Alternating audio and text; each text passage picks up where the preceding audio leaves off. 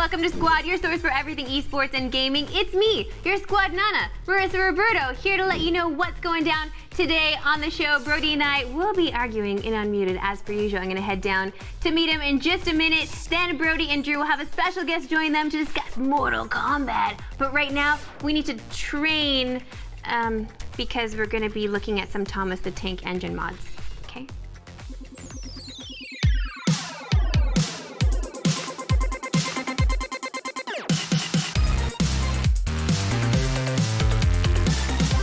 I don't know about you, but some of my favorite mods aren't the mods that actually provide useful gameplay changes.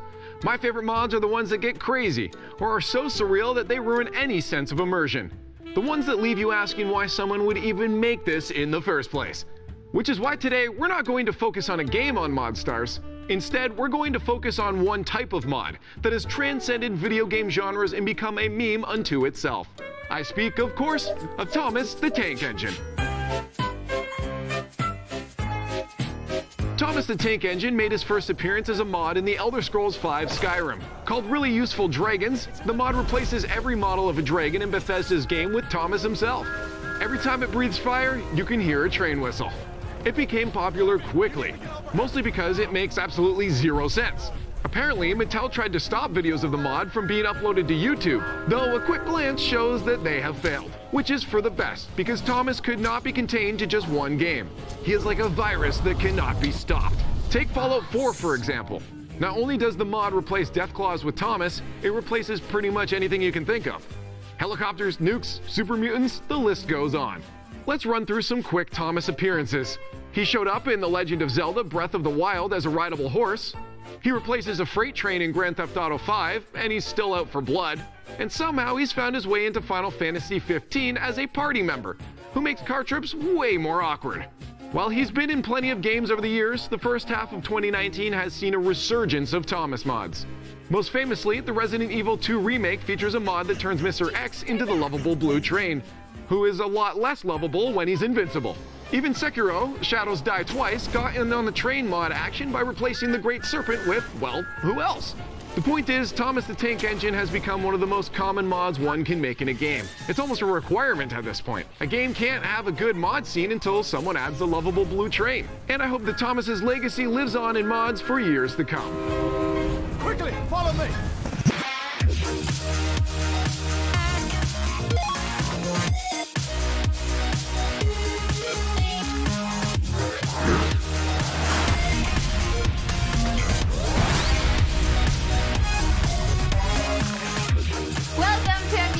Your gaming and esports, hot topics, hot opinions, and the spiciest memes. I'm Marissa Roberto. You are, and I'm Brody Moore. Producer Tyler's got 2 minutes on the board and topics to be discussed at the bottom of your screen. At any point in time, when one of us gets out of line and definitely needs to shut the other up, we got a button here to shut them up for 30 seconds. Yeah, that's gonna be you. We like it when you play along, though, in chat, so give us the what for ya? We can take it. Let's get to our first story here. We're gonna dive right in, because this is a very controversial topic. For our first story, stream sniping. Ninja, Dr. Lupo, and Tim the Tatman were streaming and playing Fortnite together when the group was confronted by a stream sniper. Ninja, upset at the sniper, asked if it was up to streamers to get stream snipers banned. Tim and Lupo both said stream snipers were just part of the job, but Ninja said that he felt like Epic Games owed it to streamers to manage and prevent stream sniping. The trio discussed the question for a while, but were interrupted before they settled on an answer. So, Brody, do you think Epic owes it to streamers to try to protect them from stream sniping? I'm glad that we can finish their conversation, and our opinion will be final. Final word. It's part of the job. It's part of the job. Really, at the end of the day, like, you picked a profession to be in. This is so early for an end of the day. Yeah. Really, though, you picked a profession. You're not gonna. No job is perfect. Like, look at me. I have to deal with you, right? So. That's hilarious. But really, no, there's going to be things about your job you don't like. There's going to be things about the game you don't like that you're going to have to grind through, right? I mean, like, sure, you like the game. You can play the game. Just don't stream it then if you don't like the stream snipers. You have the option to avoid stream snipers. Stream sniping is.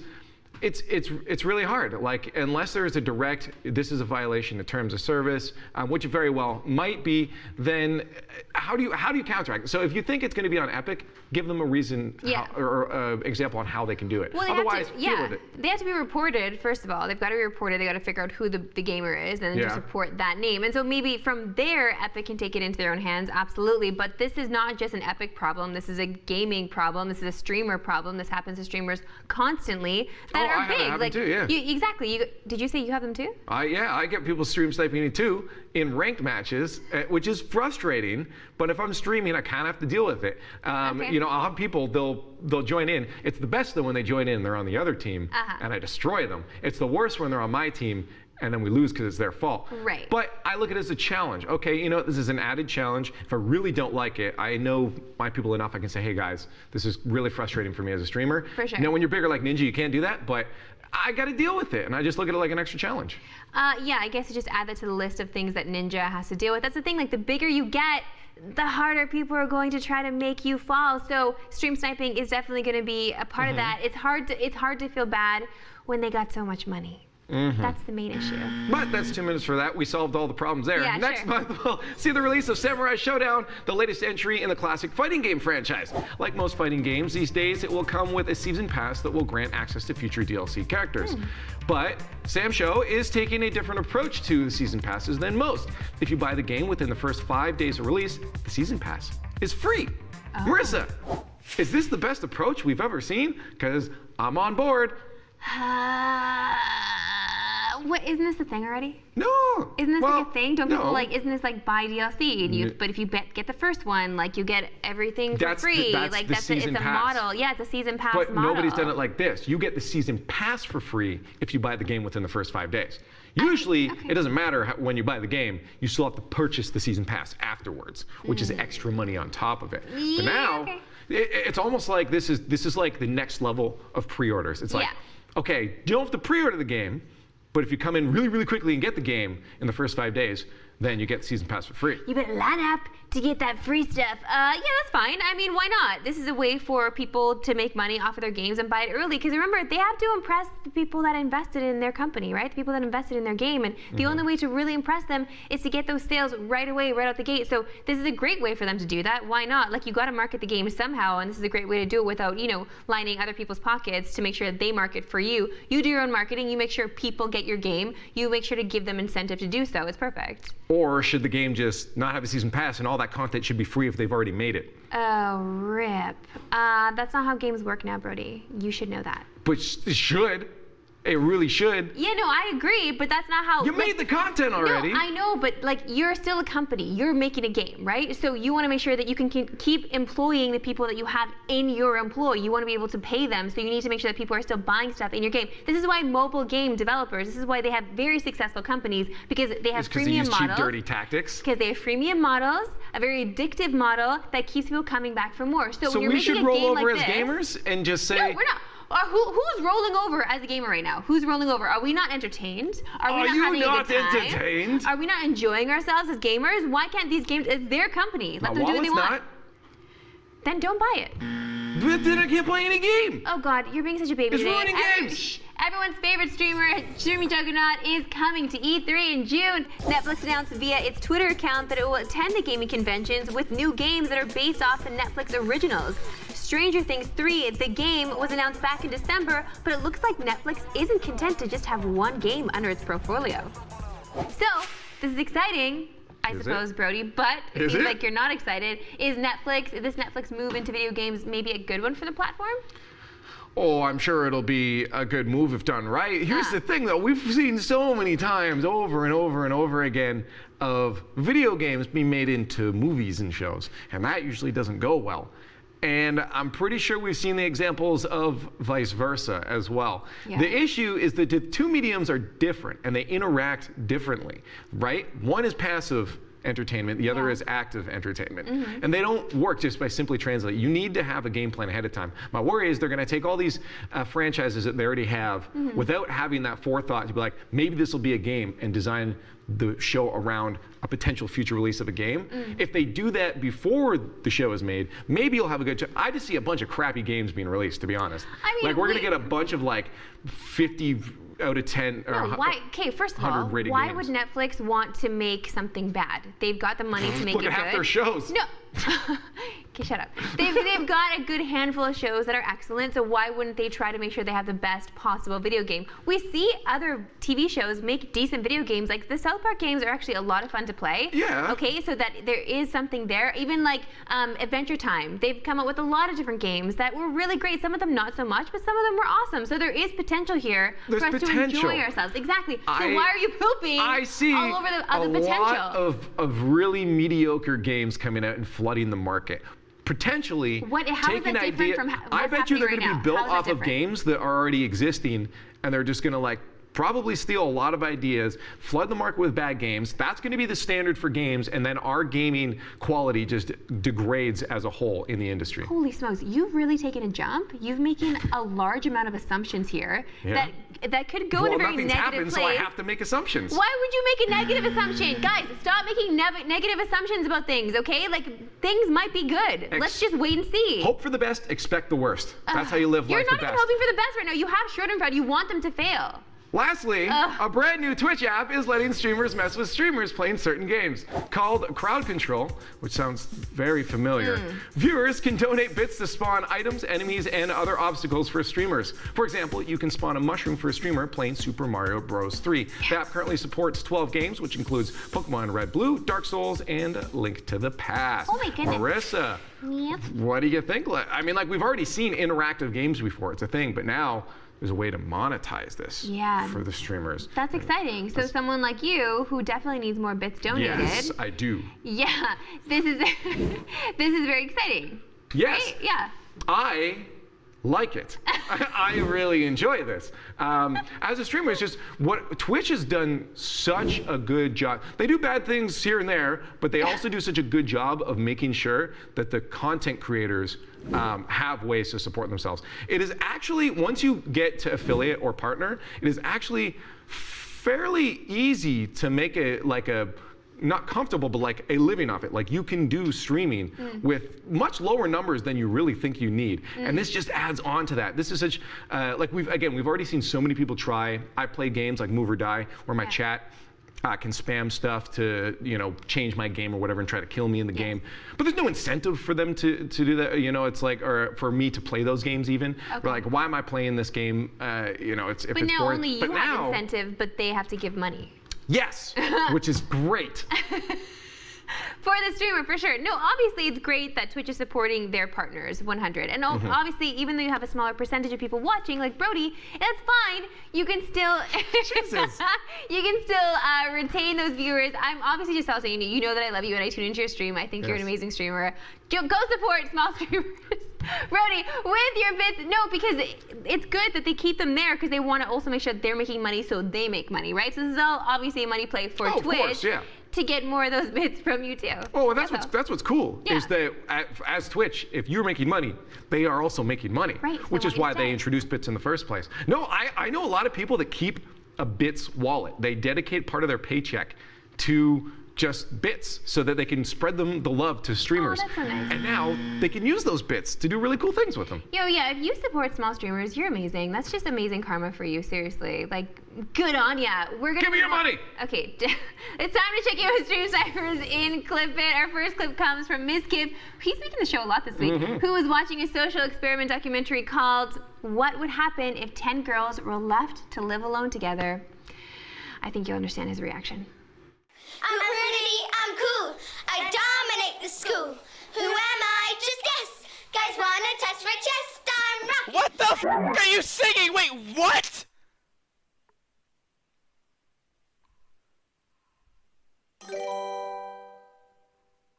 What the f is this?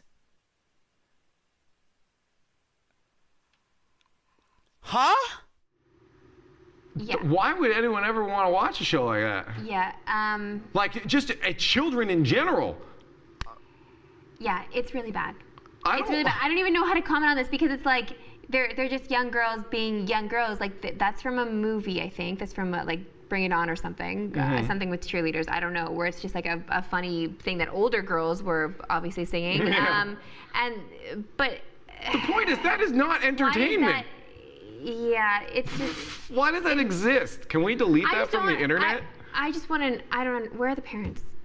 That's fair. Making a buck for the kids being on a show. That's where they are. Anyways, the next clip comes from the boys over at Beyond the Summit and their Summit of Time. It features some of Mortal Kombat's unreleased characters.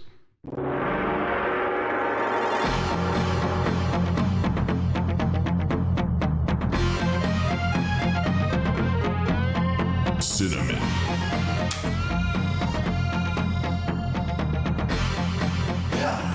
Sashimi. Loro. Erectile. Procon. Utera. Milk. Dead.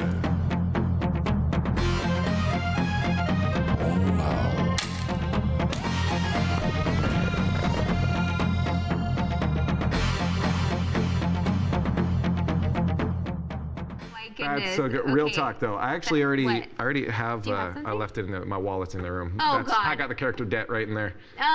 Rip! I love the move though of Det. How he's like going to like swipe it. I love Utero. Swinging the baby around. Oh my! God. That was so brilliant. disturbing, like with the chain and everything, and there was some red in there. Yeah, I think that was supposed to be the top tier umbilical content. cord. Yeah. Top tier. Okay, so now it truly is the best time of day when we scroll the Twitters to bring you all the things the pros bless us with on their timeline. It's the best when pros openly confess their dirty little secrets. This one comes from League of Legends pro Perks, who says, "My guilty pleasure is stealing all the Kit Kats from the snack area away from other teams." Yes! Brody, does this not upset you as someone who may have enjoyed a Kit Kat in the players' lounge if you knew they were there? How are you supposed to take a break in the lounge if all the Kit Kats are gone? Not sponsored by Kit Kat in any way, BT Dubs. Can't take a break of this Kit Kat bar if they ain't existent. But would that trigger you? Yeah, it depends. Well, it depends what candy bars are left over.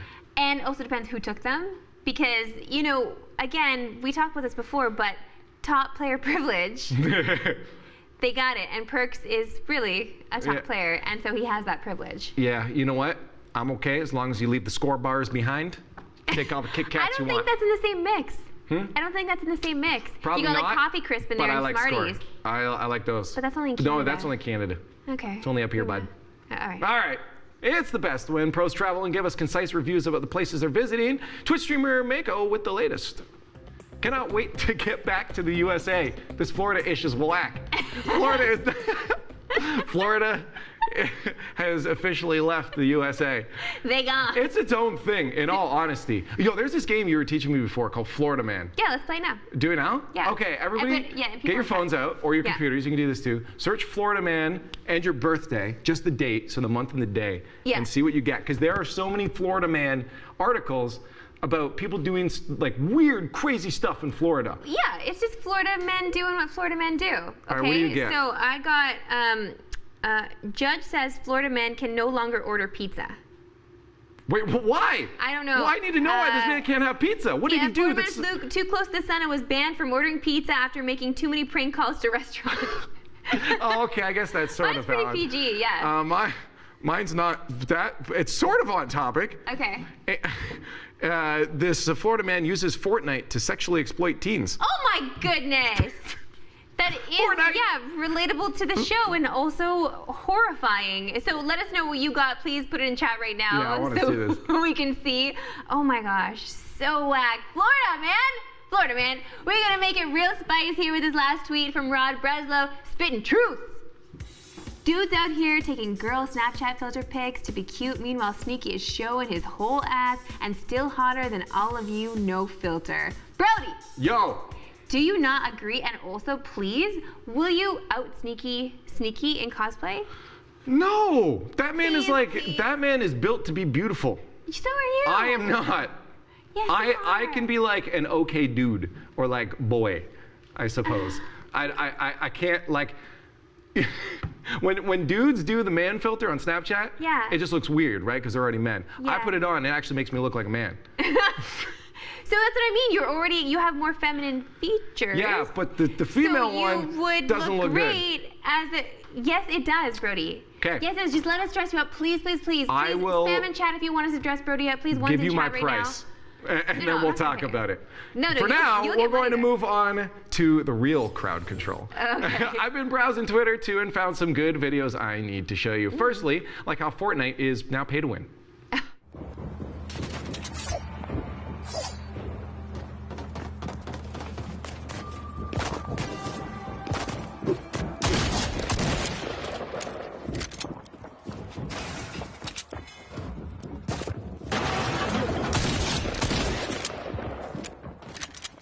That's straight up the new hide in the bush play style. You don't need to be a bush anymore. I am the mannequin. I am the That's bush. the Marissa play style. I'm not gonna say your play style is don't install Fortnite. Yeah, I do not play Fortnite at all, obviously. I'm not good at building. I've played a lot of Apex and that's fun. Yeah. But it's just like, it's not like I'm against Battle Royale in any way. It's just that I just can't play Fortnite. I'm just gonna be honest, I can't do it. That's fair. Yeah. I can't either. Not because I can't, but because I can't bring myself to do it. Like I feel like there's gonna be less and less insults on Fortnite coming from Brody Moore in the next few weeks. Yeah, like just let's soak them all in now and enjoy them, let's bathe in them. All right, for our next pose, we're gonna try to imagine how Pokemon would look in real life with the help of Lindsay Wakefield. You'll like this one, Brody. Take a look at her Doduo. That's Oh, nice. and what she Yo, thinks it would look like in the real world. This is so nice. I love looking at Pokemon and artist renditions of what it'd look in real life. Like, I mean, that'd be freaky. It's like a double-headed cassowary, and those things will wreck you, dude. Cassowary? Huh? A cassowary? A cassowary. Those are the closest things you're getting to dinosaurs. They will heck you up, dude. They will rip you to shreds. You see the talons on that thing? Yeah, That was basically a cassowary. Go Google cassowary later. Okay, yeah, I'm gonna have to. They're like You know what- angry turkeys. Wait, do you know what a capybara is? Yeah, it's a little thingy. All right. Okay. Our last post shows us how ingrained swearing is in the gaming community and our vocabulary that even when thinking about it, Laserbeam YouTube can't contain himself. Well, I didn't qualify, so shocker. I was a snowman all game. And then someone shot me. So, can I not swear? This is a family show, mate. Oh, I love just have you ever messed up on camera? Oh my gosh. Like that? Yes, always. Remember I messed up at when we were doing Gnarly, we were doing that Rocket League stream, and I asked That wasn't you messing up, that was Jacob. No, Oh, no, Jacob did that on another Jacob one. did Yeah. another one. It was me with Marky Duda, and asked if he was going to a pub later, and it's Oh, a yeah. G-rated broadcast, and people did not like that because there were children watching, and I didn't you just kind of forget your audience, and so that happened to me. I literally walked over to you and Lawler's like, well, yeah, probably shouldn't have said pub. I'm like, oh. Shoot. Yeah, so I've had those moments for Any sure. more mess ups? I want to keep hearing about you screwing up. No, I do. I mess up all the time. Are you kidding me? This is like what we do is normally live or live to tape. I constantly messing That's why up. she makes fun of me so much to cover up. No, I make fun of you because it's fun, but you mess up too. You're no angel. You're no saint. The only one was when the camera was on me like this on the RLCS, and I have just an instant tongue reaction of. Yeah, nobody wants to see that. Yeah, Brody. nobody wanted to see that. Except you. You enjoy it. Oh, yeah. A little too much. But the thing is with YouTubers, though, doing these things, they get interviewed or whatever it is. Like, we've seen this before. He's not getting interviewed again. He's not, but a lot of people that just operate on YouTube where it's just like a solo experience with a camera where you edit it later, when they're put in live situations, it's totally different. We saw that with E3 just a couple years ago. So many cringe moments when they decided to bring on influencers or YouTubers to do a live show. It just never really works out. So you have to be wary when you're bringing these guys on, you're paying them money to come down to your events. Just know what you're paying for. It's easy to screw up. And yeah, no, it's easy to screw up. This ain't easy. We make it look easy. I know. It's easy. Shut up.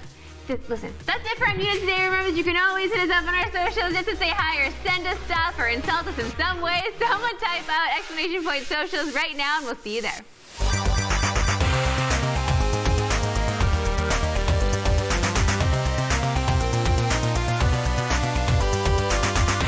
Is there a question about the Philippines? Yes. Actually, I got a couple questions. Okay, you can ask. How come the Philippines is spelled with a PH, Yep. but Filipino is spelled with an F? Yes. We did it. See? That's on stream, guys. You're welcome. Clip it, baby! Clip that. That's it. Anyway, what was your question?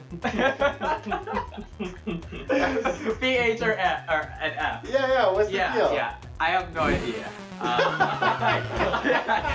Hey guys, it's me again. Remember, you can join us on Twitch all the time by subbing and getting awesome emotes like Squad Nana. This one where I'm giving it to you real good. That was choice phrasing, Marissa. You should calm down. Listen, Drew is going to be joined by Brody and a very special guest in the lounge for an FGC branded esports in 30. But right now, I'm going to get you all caught up in the news and reported.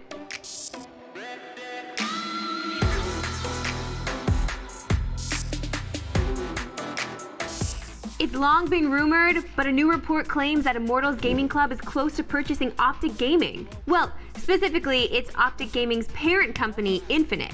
A few weeks ago, the org rebranded from Immortals after it secured $30 million in a Series B funding round. It was reported then that IGC was interested in purchasing Infinite, which would mean that all of Optic's teams and players would fall under its umbrella. If true, this would be a relatively easy acquisition if it wasn't for the Overwatch League. OWL rules state that an org cannot own more than one team in the league. IGC owns the Los Angeles Valiant, while Optic controls the Houston Outlaws. IGC would need to sell one of the two teams if the sale goes through. This purchase also means that Immortals could return to the LCS after failing to acquire a spot in the franchise league in 2017. Be sure to stay tuned to Squad because this story isn't going away anytime soon. one of the founding members and shareholders of Big, has been benched. Nex will no longer play on the active lineup due to health issues regarding his wrist, which he's struggled with since December. According to Big's CEO, the decision to bench Nex was a tough one, but the team wanted to prioritize his recovery. In his place, Big has recruited Dennis to play for the team. The experienced rifler has been playing for Sprout, an all-German team, since 2017. He previously played under Big's captain, Gov B, back in 2015 when the two played for Mousesports. Dennis will play his first match for Mousesports on May 21st when Big faces Heroic in ESL Pro League Season 9. After a brutal 5 days of competition, the final 4 teams competing at MSI 2019 have been decided. Invictus Gaming, G2 Esports, SK Telecom T1, and Team Liquid will head to Taipei to decide who is the best team in the world halfway through the 2019 season. Invictus Gaming, who dominated the group stage and had the best results, chose Team Liquid to be their semi-final opponent. Liquid squeaked into the semifinals on the last day of the group stage, and now its players will have their work cut out for them against IG. Meanwhile, SKT will face off against G2, who has beaten SKT both times in the group stage. But SKT is SKT after all, and you could never count them out of a match. You'll be able to watch the knockout stage when it kicks off on June 17th.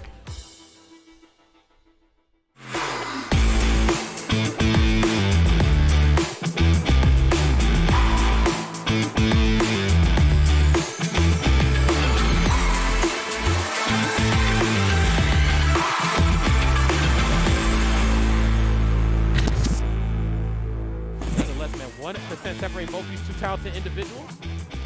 Ooh, okay, he's out. Yeah, boy, he looks for the up smash yet again. It did not work out, and Tweak will be our Saints Gaming Live Grand Finals champion. Let's go, Tweak. Resets the neutral, full screen, teleporting in. Sonic Fox doesn't get a full combo punish on it. Last breath is disappeared. 1 HP. Sonic Fox is your Summit of Time champion. What's up, everybody? Welcome to Esports in 30 FGC edition. I'm Brody Moore, and we have a loaded couch, as you can tell. As usual, we got the man himself, Drew Face, but we also have Smash commentator Rodney. What's up, boys? I'm doing pretty well, man. I cannot complain. How you guys doing? I'm doing all right, man. I got you here, and I'm glad you're here in Toronto, baby. Woo! Here you go. You couldn't ask for more, right? But of course, we had a lot going on, some of the time. And Rod, you were commentating Saints Gaming. Mm-hmm. Yeah, how you liking time in Canada right now? It's phenomenal. Obviously, food's really good, water's drinkable, air's clear. Can't complain. There's not much to complain about at all. Now, the Smash scene has invaded Canada, and a lot of top players came to battle it out. So before we chat about it, let's get to the highlights from Saints Gaming Live. He just seems to be knowing the right option. Oh. Wow! That was all off of a parry. Oh my God! That was all off of a parry. And look, drag down. Oh, jab resets! 2 in a row in a down smash, not finding the kill yet. No! Oh my God! What is he not covering? I don't know Samus is whatever. Paris, I don't know what the hell Dark Samus is. Whatever's going on. Oh, gets the first hit of parry. Oh man! On your opponent, make sure it's being transferred constantly because it stays up for about 26 seconds. Oh my God, JW!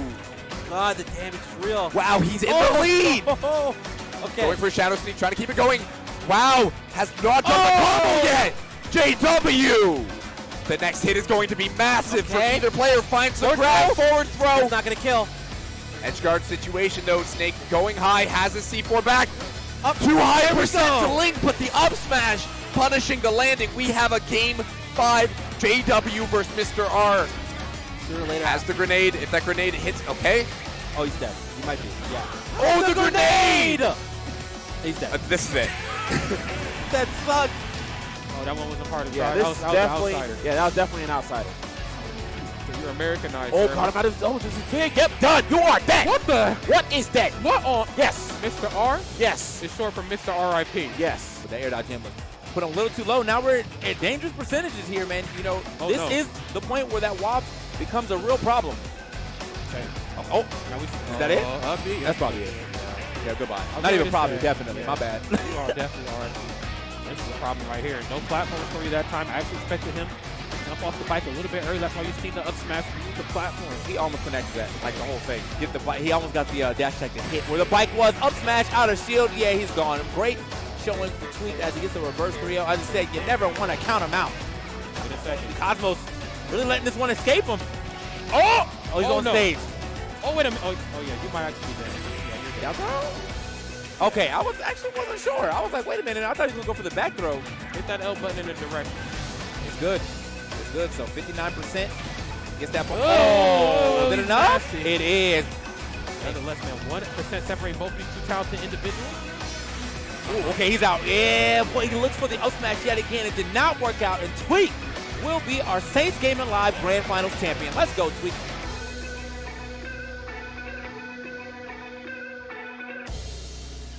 Tweak showed up to Saints Gaming Live and rolled out there with a trophy. Now, Rod, we haven't seen Tweak make a really big splash in a long time since Frostbite, So break it down. Like, what was he doing well here that, made him walk away with that win? I just feel like Tweak has been in a rare form, these last couple months. Yeah. I think, leaving Frostbite, I followed him on Twitter. It just kind of seemed like there were some things that he was kind of going back and forth with, maybe with the game, his idea about the meta.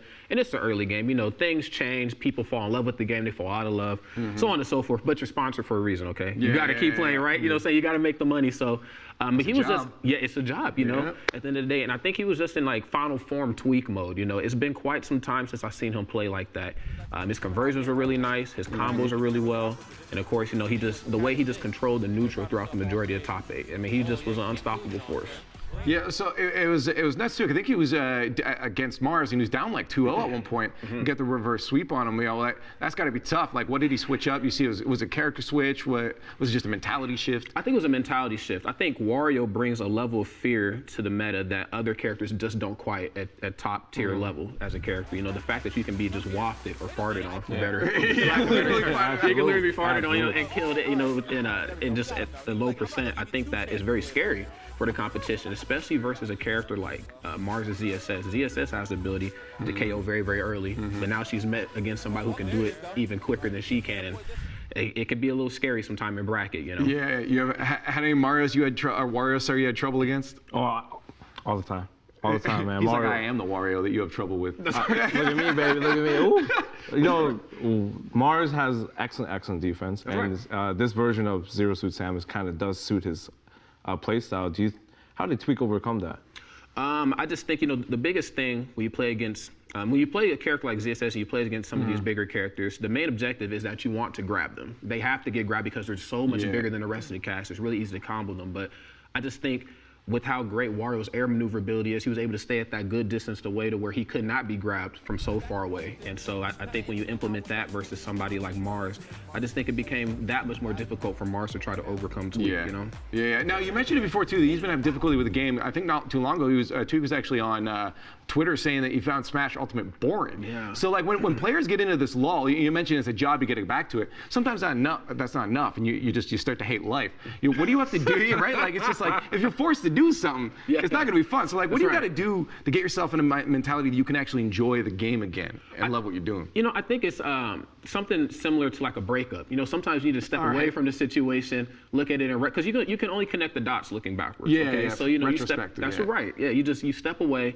You see what maybe you aren't liking. You see the things you do like, and then from there you kind of gather information, and then from there you can apply it back into the game again. And I think that's kind of like what Tweak did. Tweak didn't necessarily take a break, but I just think there was something that he did within himself and some of the people that he lived with where maybe he just had the opportunity to relax a little bit more, maybe step out, maybe enjoy the nightlife. Believe it or not, gamers, we do go out and have fun. Actually, gamers party hard, dude. Those Twitch after parties? Yes. Next level. Ridiculous. That's right. And that if you can get in on some they're getting harder and harder to get in, but for good reasons, obviously. Yeah, of course. Yeah, I think Tweak is just starting to enjoy life a little bit better when it comes to playing, and I think you're starting to see it in his play style. Now, one thing I've always seen is like playing. I've always said playing other games sometimes can bring you back. Do you find like Drew in the FGC having the ability to jump between different games, have a whole community of games you can play, helps you get over some of those hurdles sometimes? Sometimes players get burnt out, and the easiest way to avoid burnout is variety, right? And like you were saying, his quality of life was probably super heavily focused on Smash Ultimate because he got sponsored. So he's probably feeling,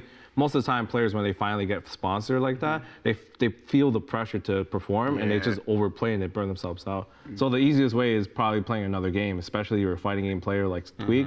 You try your hand at another variety of fighting games.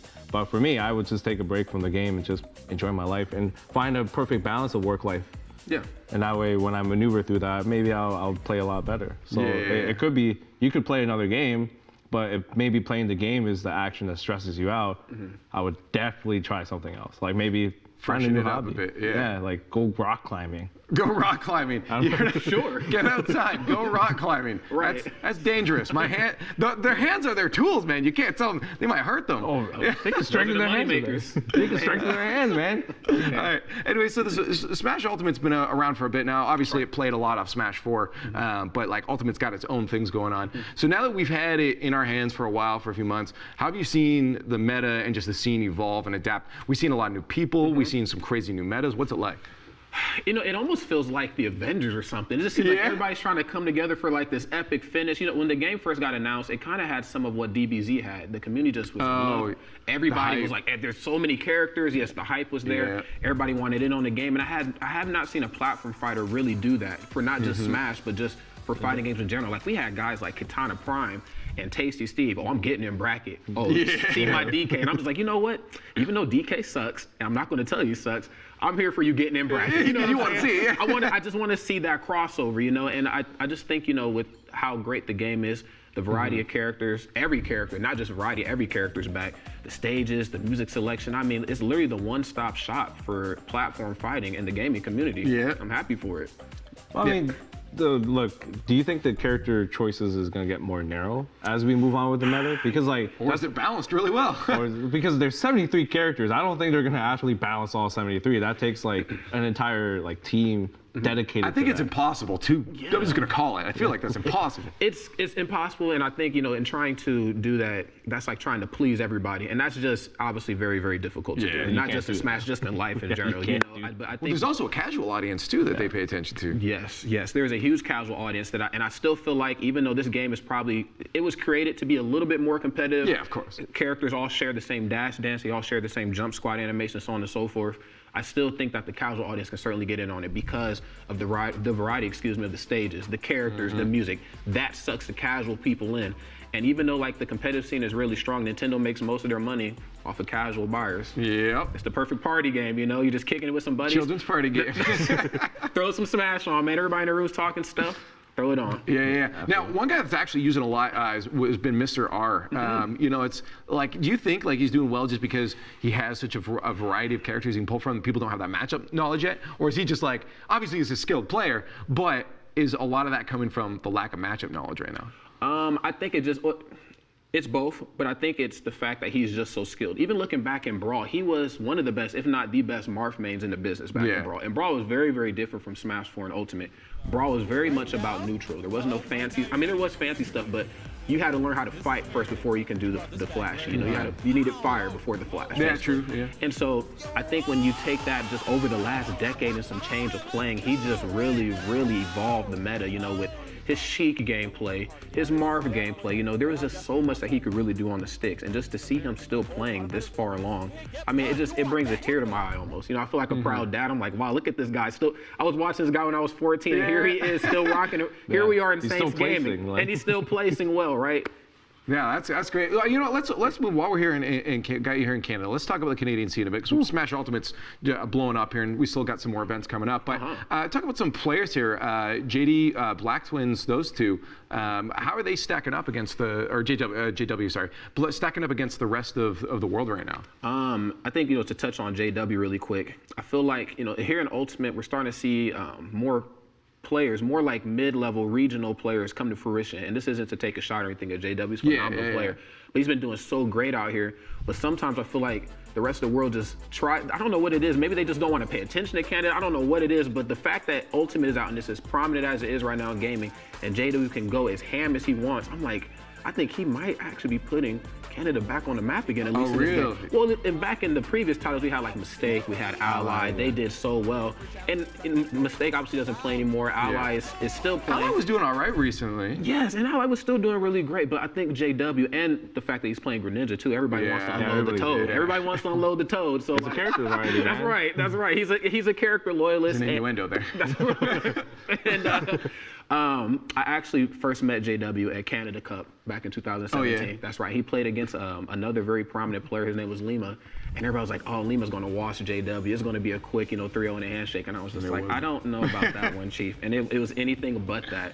JW was able to beat him. And so fast forward here almost a year and a half, 2 years later, it's really good to see him do great right now. That's awesome. And now, of course, looking forward to the events coming up. We got Gommel coming up. Oof. I'm sure you'll probably be there. I'll be there. I mean, I'm probably helping run a portion of it. Oh, there you go. Yeah. And you'll be there. You guys will be there. So I'm just looking forward. Obviously, way too early predictions and stuff. But based on who we know is going so far, any early predictions? Who's going to take this? What's that top 8 kind of going to look like?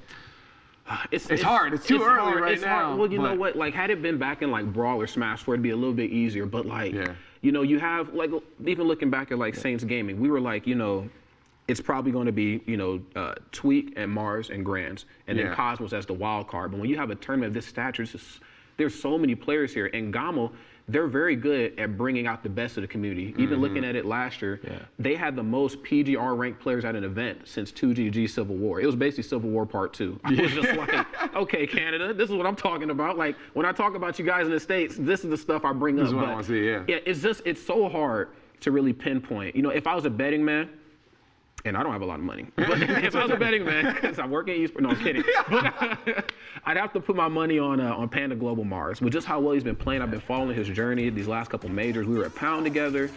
He does some Tuesday online qualifying tournaments that I commentate. This young man is on fire. Okay? He's not even 21 yet, okay? I think he's going to do really well because the game caters to his skill set. He's a heavy neutral defensive player, and that's what Ultimate's kind of shaping up to be. So I would kind of agree that he'd be a good pick there. I personally think that 2 Canadians that will at least make top 5. Oh, yes. Yeah. Like which Canadian is it? I can't predict that. Because it's going to be Canadian. Say Black Twins. I just want you to say Black Twins. Okay, Black Twins for sure. Aaron's definitely going to do it. But like the other Canadian might be Riddles, because Riddles is someone who's really strong in Ontario, but he hasn't really got his moment. I feel like this is his time. This is his time to shine. This is his main stage. Okay. Yeah, main stage. Absolutely. It's his hometown, baby. I'm that K-pop star is definitely ready to rock. All right. Definitely ready to rock. It's going to be your time to shine a set, because we're going to move on to something a little bit more gory, shall we? Oh, no. You ready? Oh, no. Anyways, the era of Mortal Kombat 11 is here, and we got an early taste of the competitive scene at the summit of time. If you're squeamish, you may want to hide your eyes for a second as we check out the highlights.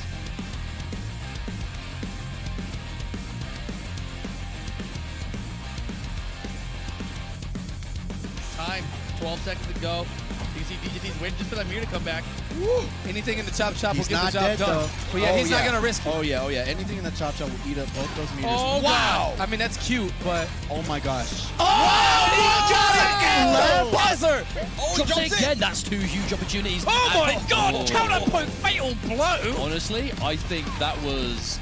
That wasn't all enough. No, he's definitely not dead. Surely not. I think this one might depend on the hits. Oh no. Yeah, I think if he had hit fully, it would have been. Oh no, the mix-up. Oh, he did it. Oh my God! Oh, look at the Oh, here we go. Look at this. Oh! And the damage over time. This man is actually bleeding. He's actually dead. This is actually over with. Oh my God! Stop it! Oh no! He touched him twice. Does he go back to Oh my God! The promised one! DJT, the chosen one! Oh my God. Down fours. Oh, no! He dedicates to it! He dedicates to the fatal blow, and it was the wrong choice. DJT defeats Tweedy in a last situation. Chop, sand trap, it's all good. Yo, he might not have been this. One more. What's the mix up? The wake up! Oh my, he had the read on every single Oh my goodness. Get over here! Oh my goodness. After all that. Sonic Fox takes it 3-0. Yo, Tweety, pick another character. He has the breakaway though, just use it. There it is. It's late, but he's good still. Okay. No! Sonic Fox has breezed his way into grand finals of the brutality. Dragon does not have a fatal blow available, but Cetrion right now may not be in kill territory unless he gets a crushing blow. No read, that's an escape of the grab, and that's going to do it. Sonic Fox up 2-0 on championship point for the summit of time right now for the greatest Mortal Kombat player in history. Oh, there's a escape fail. No. There's just one last chance. Dragon has one opportunity. He has no defensive bar. What's it going to be? He manages to bag the low. Trying to keep it away. This is make or break. Dash punch. One dash punch will take it. Just been reset. Sonic Fox is on the hunt right now, looking for anything right now. Maybe a raw dash punch. Does get throw his dragon. Resets the neutral. Full screen. Teleporting in. Sonic Fox doesn't get a full combo punish on it. Last breath is disappeared. 1 HP. Arrow goes to head. Sonic Fox is your Summit of Time champion. And who could possibly win the first Summit of Time other than the master of NetherRealm games? It's Sonic Fox, guys. Sonic Fox is already a legend in every single FGC game, it seems right now. Were we surprised that he took over MK11? Your faces. No, not really, dude. Like, come on. That's his. First off, that's where he made his name, right? That's where he made his name, and the worst part is he had to fight his trading partner, who he unfortunately beats more often than not. Like, it's the easiest. Like, come on, that was the safest bet of all time. Like, that was at least a -1,000 favorite. Like, you're not making any money on that. I think you only dropped one game. So what is it? Like, why? Like, how? Like, obviously, it's the meta's like fresh, undeveloped right now. And Sonic Fox, is it just he can like just dive in and he has like this like sense or so? What is it? He's not from this. He's a sentient being from some other planet where they breed fighting. No, I'm kidding. No, I mean he's just phenomenal all the way across the board. Marvel vs. Capcom Infinite, Dragon Ball FighterZ, Injustice 2, Mortal Kombat, MK9. Like this. I mean, what can't he do? It's incredible.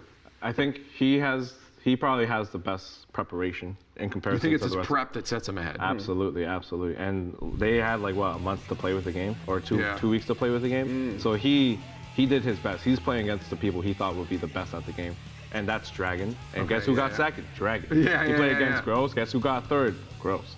Right, so like those guys are training partners. They're playing every day. They're preparing all the time. Like obviously, if you knew, you'd probably be as good as him. But like, what is the prep? What goes into his prep work? You think at least that's making his prep work so much better than anyone else's prep work? Well, his methodology in terms of going to training mode is drastically different from the most standard approach. Right? Yeah. He's not trying to. He doesn't have like a character loyalty at all, which is an NRS trait. You're not supposed to be loyal to your character. You're supposed to just play the meta to the best of your ability. And because of that, top tier enthusiasm all the time. All the time. And every time you do that across all multiple games, you start developing an idea of how a game is supposed to be designed and how to break it. So that's what he's doing. Like, and that's why I theorize. Because if I knew, God damn, I wouldn't be on this couch. I'd be playing games. You'd be winning, right? No, we'd have you be in that seat. Yeah, though. we want to move here one day. No, and to kind of add to that too, I think that's very much a fighting game player thing. To take a multitude of characters, not just one, and just constantly keep repeating the same combo, the same thing over and over until it becomes ingrained in your head. I mean, he may not be a sentient being from another planet, the muscle memory, but he might be some sort of alien. I don't know what. Maybe a robot. I don't know what he is. He's a fox. But he's a fox. Yeah, but I mean, even looking at Leffen, like in Dragon Ball FighterZ, like I mean, I would just tune into some of his streams back when he was playing that really heavy, and just constantly the same combo over and over until he gets it, And not only does he get it muscle memory wise, but he situationally gets it as well, so he knows when to do it and when not to do it. Well, that was the thing, is like when I started learning Smash Brothers and Melee, when I learned how to wave dash, at the beginning you just wave dash everywhere with no regard for positioning, stage control, anything. You're just like, I'm a wave dash because I can do it. Just do it. But you get bodied because of it, right? It's until you learn how to implement that in the right situation. So you think he's just like practice. Yeah. I think he just he works the hardest. A lot of people often overlook that because he doesn't talk about how hard he works. Yeah. But he works the hardest. Well, not only that, like, is he dominant, like, he's super entertaining as well. I think he took out Tweety with his own character, Garrus, as well. Like, that's LBM, too, right? Like, but then, like, I don't know, just overall, it's just fun to watch Sonic Fox. Let's just talk about how important, like, so many people that are so good, like Zero, people start to hate them after a while, right? But I feel like Sonic Fox, it's kind of like everyone's loving this guy. Is it like, how important is he to just FGC as a whole right now? I mean, him as a person, he's a pioneer in what he's doing. Yeah. Right? He's representing the LGBTQ so community. Many communities he represents. He's like a minority on television, and he's literally constantly calling out people. And on top of that, he's playing like a really niche genre, fighting games, right? Like, we don't get the attention that maybe Fortnite gets at all. No, I agree. But he gets that attention, and that's because of who he is as a person and the games he plays and his dominance. Yeah. So it's cool. And on top of that, he's not boring. Like, he's not a boring person at all. He's really interesting to talk to. Yeah. Do you think like Sonic Fox is kind of like that key to like helping just the mainstream audience see the FGC as an esport? I think so. I think, you know, he is, I think he embodies a lot of great parts about the FGC, all the good parts, and really none of the bad parts. To say there's anything bad about the FGC, you know, but I think, you know, there's the game diversity, like I said before, Injustice 2, MK9, Skullgirls, Dragon Ball, I mean, so many things. I mean, and they tweet about maybe coming over to Smash one day. I'm like, hey, open arms, you know, hey, I'll take it open arms. But, you know, of course, it's the game diversity, it's the character diversity, it's the attitude, the swagger. I mean, and in his case, it's the costume, you know what I'm saying? And, I mean, of course, also, if you just follow him on Twitter, too, you know, he documents his life pretty well about where he's at, how he's enjoying life. So you get to see a different side of him as a player. You know, of course, we fall in love with the competitive aspect, but we like to know that there's personality. we like to know there's a human side to our favorite players too. True, That's right. Now, of course, we're talking a lot about him, and most people do, but I want to focus on some other players as well. There are a ton of other good, talented players there. Who are some of the other players that we did see, or at least caught your eye, that stepped out and you're like, oh, I want to keep an eye on him in MK11 right now? Dragon and Hayate. Okay. Hayate definitely was the closest to being Sonic Fox out of Dragon with Aaron Black. What was it? Like, what was he doing? Well, Hayate is always known for being a really aggressive rushdown player, and this is one of the more neutral-heavy Mortal Kombats. So I'm glad to see that style really show. Dragon is more defensive, so he's really good at zoning. He's also really good at like whip punishing, and generally he gets really good at the game. A little slower than Sonic Fox, but he's up there with Sonic Fox in terms of talent. Okay. So he'll probably get, like so skill cap is up there. It's just like it takes him a little bit more time to get. A little more time, and he's younger too, so that's the best part.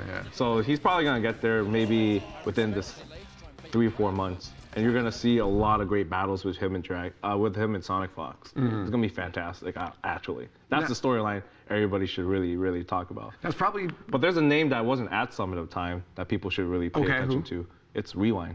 Okay. Why was Rewind not there? Rewind unfortunately couldn't make the votes, man. He's not that popular. But he's an evil champ. He's super young, and he's really gonna step into his prime in this game too. Okay, so make his case right now of why people need to be voting next time for Rewind. The reason why you have to pay attention to Rewind is because he is one of Sonic Fox's training partners, and on top of that, man, he is so good at both aspects of the game, offense and defense. So I think that people need to really start paying attention to that. And on top of that, he labs the hardest. He labs the hardest. And that is, as Sonic Fox shows, very important. Now, obviously, a little bit early. This is like the first real high-level MK11 tournament we've seen. But when it comes to meta right now, what are we seeing? Like, what is being established right now as meta? Is it specific characters or is it specific play style? Well, initially the game had something called wave dashing, and it looked like the stanky leg. I wonder whether So it looked like you need wave dashing now. It looked like the stanky leg, but the thing with the stanky leg is that it showed you that which characters were fast at moving. Okay. And so if your character has a great ability to dash in and out, that way you can make your opponent whiff. Because this is the more neutral heavy of the Mortal Kombat, then that's something you have to look out for. On top of that, if you're good at, your character is going to be really good at one thing or another. So if your character is good at zoning, man, you better make sure he can move in and out, or she can move in and out really well. If your character is good at defense, you better make sure that they can move in and out and avoid stuff. If your character is good at offense, like Jackie was pulled out from Sonic Fox, and that character just goes in, doesn't care. But the best part is she can move out just as quick. So that's the best part about it. And she's not even one of the best characters. Garrus is one of the best. So he's a great grappler too. Rod, like what's your play style? Is it zoning, grappling, aggression, passive? Like what's your play style? Like if you were to pick a character up? You know, at least in terms of Mortal Kombat, or just I guess in fighting games in general, I always pick the cocky characters. So like in this case, so it's the attitude. It's the attitude. You know, it's Johnny Cage. You know, I'm a Johnny Cage guy. You know, that dude is hilarious. I mean, young Johnny, old Johnny, whatever, in between Johnny, doesn't matter. Dude's hilarious. But I feel like even looking back at you know, the last Mortal Kombat installment, I mean, you got 3 different variations of Johnny Cage. Of course, absolutely. You know, you got like stunt double, you got fisticuffs, which was one of my favorite ones. And I think fisticuffs with that one, it kind of forced me and allowed me to get in a little bit easier. And then it gave me the cool brutality afterwards. So, you know, a little bit of brutality, a little bit of style. You know, that's Johnny Cage's motto. So I'm very much like the rush down, in your face, cocky type of fighting game guy. I like it. I mean, that's what I expect, at least from him. That's my understanding of the FGC right now. Is most of that just loud and in your face. Right? Yeah. Now, of course, the FGC isn't just about fighting. It's also about rock, paper, scissors. This is sometimes the most important thing when it comes to FGC deciding things. Before I'm going to get you guys battle in a sec, but before, what's the strategy going into rock, paper, scissors, Drew? Well, we're going to get us to battle. I can't reveal my strategy. Oh, no, how foolish of you, Brody. How foolish. All right, how dare you? All right, let's do a little bracket. You're the guest. We'll give you a buy-in to the grand finals, and we're going to fight for a chance to fight you, all right? All right, cool. You ready, Drew? Best of three. No, you, me. Drew, you, me. He's in the grand finals already. Chilling right now. Yeah, all right, ready? Rock, paper. Oh, do we have the same strat? Wow. This is going to go. All right, best of three, though. All right, best of three. Ready? Oh, look at this. Right. Oh, wow. My strat did not pull off. I do scissors every time. Do you I really? never stop. The way I break it down is really offensive. Okay. Really offensive. However, I look at you, I see how your personality is. Yeah, I yeah. judge. What if you're really what does scissors mean about me? Right. Break it down. You're very peaceful. Okay. I don't know. You're very violent. You're very violent. All right. Grand finals time. Grand finals. Are we on three or are we on shoot? We'll do it on shoot. Rock, paper, scissors, shoot. Rock, paper, scissors, shoot. Okay. Rock, paper. Oh, that was one. That's one. Okay. Oh my God! Hold on. That's just the clean sweep. Okay, one more time. Reset. That's the reset. That's the reset. I was in winners. Okay. One more.